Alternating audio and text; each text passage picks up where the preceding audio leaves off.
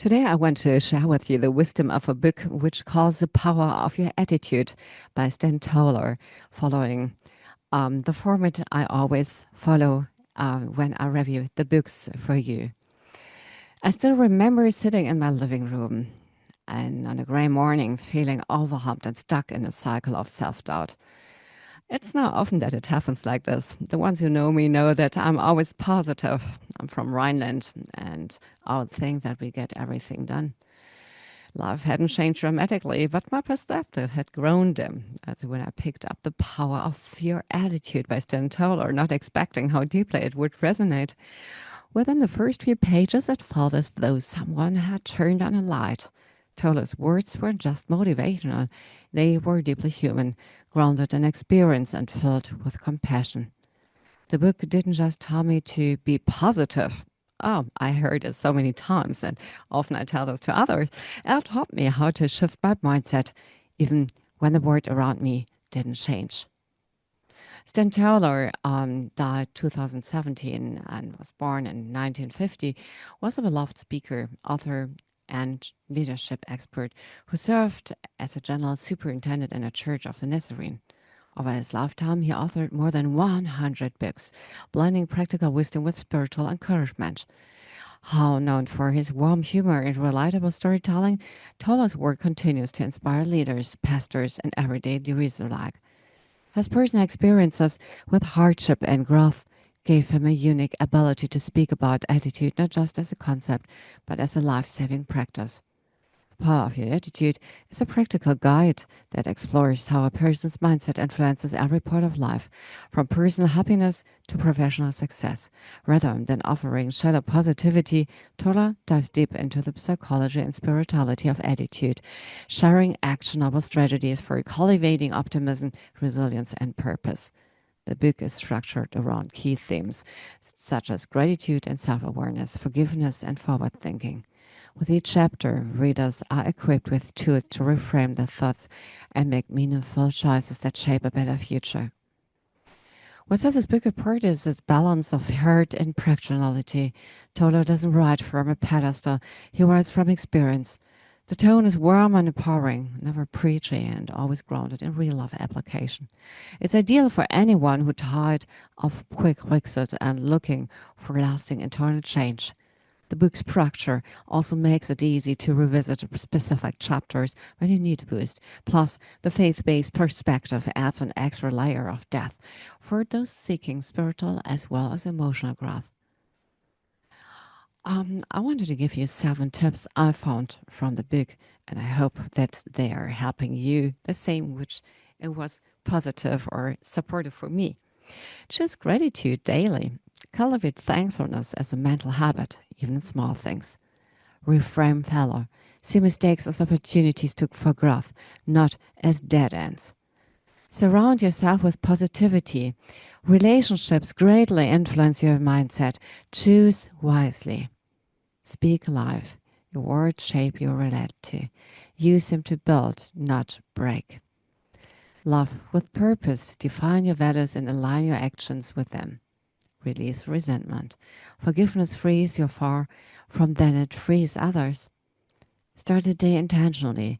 Begin with affirmations or reflections to set a positive tone.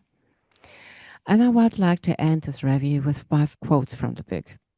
You can't always change your circumstances, but you can always change your attitude. Gratitude is not a feeling, it is a decision to focus on the good. Attitude is the librarian of your past, the speaker of your present, and the prophet of your future. Negative thoughts are thieves. They steal your energy, joy, and momentum. Hope grows best in the soil of belief and action. And now I've prepared a bit to read from this book for you. And it's hard, you can imagine, from a book like this to read just a few chapters, because everything seems important for me to share with you. But I would like to step into the forward and then step into the first chapter. Many people are trapped in negative thinking that produces fear, failure, and unhappiness. Though they may long for greater achievement, better relationships, and happier lives, they are mired in a spiral of negative thinking, complaining, and self-fulfilling prophecies. Sadly, many give up even wishing for change and settle for a life that's boring and unfulfilling. If that describes you, I have great news. It doesn't have to be that way. The secret to a happier and more successful life is not to change your circumstances, you often can't, or to control what others do, you never can. It is no change, the other thing over which you have absolute authority. That is your attitude. It's been proven time and time again that people with a positive outlook are happier and more successful and have greater career satisfaction and a better self-image. The reason for this is simple. Your attitude has incredible power to shape your life. Negative thinkers see negativity, think negative thoughts, and develop negative habits. Not surprisingly, they feel worse about themselves, enjoy less success, and experience less joy in life. Positive thinkers see possibilities, choose to pursue them, and more easily bounce back from failure. They have more energy and hope and encounter more opportunities. Both type of thinkers live in the same world, but those who have a positive attitude leverage a power that enables them to move through life with greater joy and satisfaction. So now I would like to step into the first.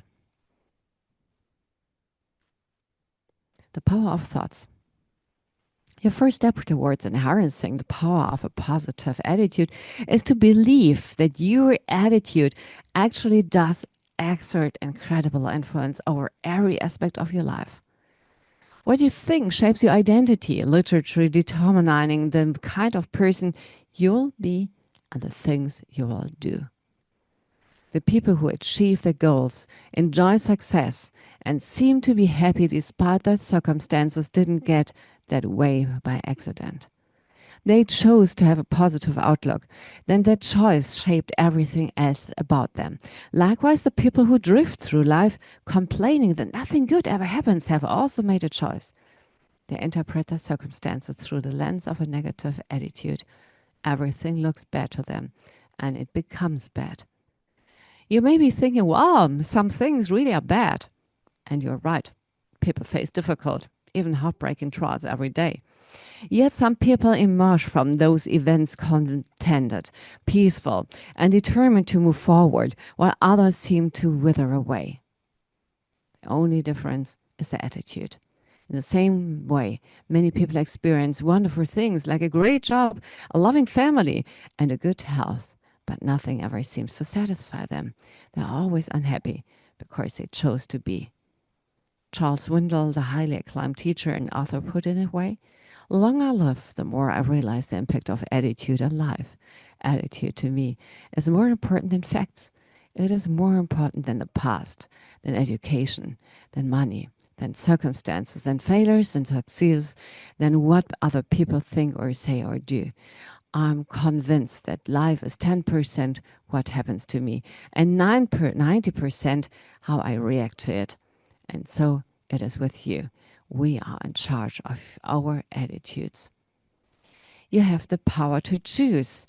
If you still doubt that what truly shapes your life is your attitude, not your circumstances, let me give you a stunning example of the power of attitude that comes from the latter days of the Second World War. You know that the Nazis imprisoned many people in concentration camps, notably a large population of Jewish people, also many people of other races, religions, and political persuasions. These prisoners faced cruel hardships.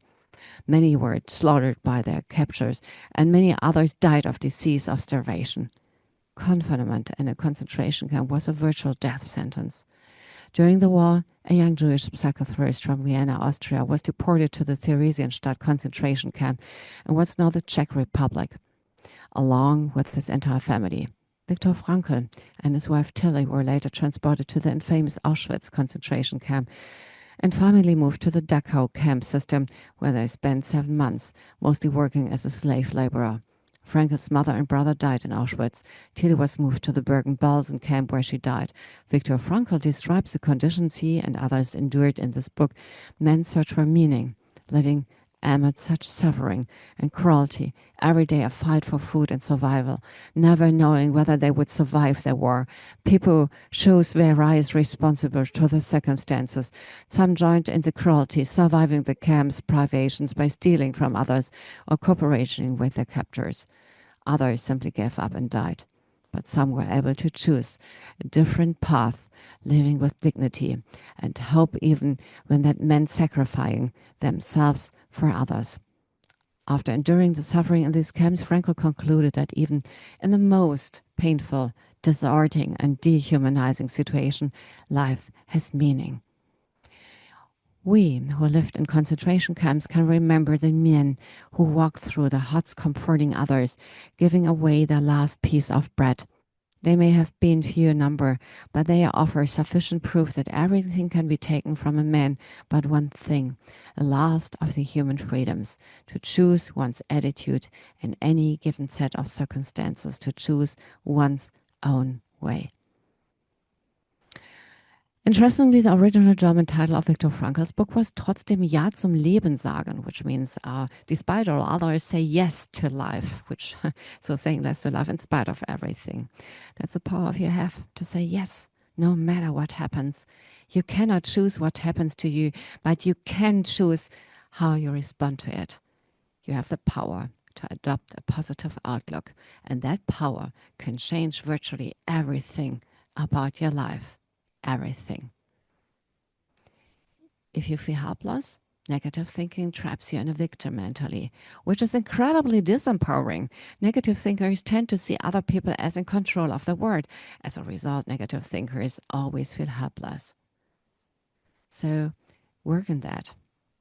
Age-old wisdom from the book of Proverbs confirms this point. The lazy person claims, there's a lion out there. If I go outside, I might be killed. If you think the worst in every situation, you will prevent yourself from taking any action whatsoever. So I would love to talk further about that, but unfortunately everything comes to an end. Also, our show for today. And I hope that you liked it. Small chapter I wrote you. And there's so much more to say. And in the small book, you will find also a few answers to maybe the question which arise, or maybe the question you have never asked to yourself, but you should do. Because I think what you learned today is that every situation, every moment is a chance. You heard from Dr. Smita how important or good it is to start every day with an affirmation, but not of an affirmation another person did for you. It is your affirmation you have to define. It is your day, your start, and it is your thinking you can place. And you decide with what thinking you start into the day. If it's a negative thinking of yesterday things happened, if it's something where you give this day a new chance and you decide. And that's, I think, the great miracle of our life. It's a great miracle of every day. And that's a great miracle of every moment. Whatever it makes, whatever you do and however you feel, you have it in your hand that you start a day to feel good, whatever and however it looks like, rainy, cloudy, or sunny.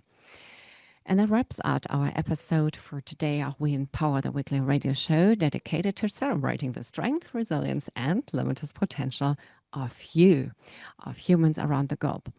Keep smiling and try to find the positive in every moment.